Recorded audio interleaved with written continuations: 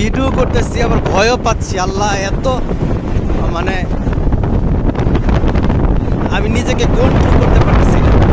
যেমন বাতাস এবং উপর থেকে নিচে নামতেছি, মনে হচ্ছে কোনো পার্কের রাইডের মধ্যে আছি।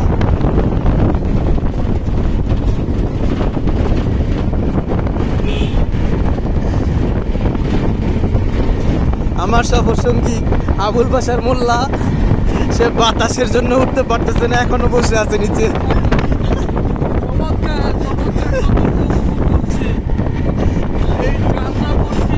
আমাদের চিরস্মরণীয় হয়ে থাকবে।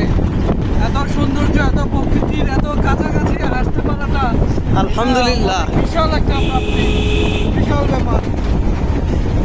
আমি নিজেকে ধরেই রাখতে পারতেছি না, এত নিচে নামতেছি গাড়ি নিয়ে।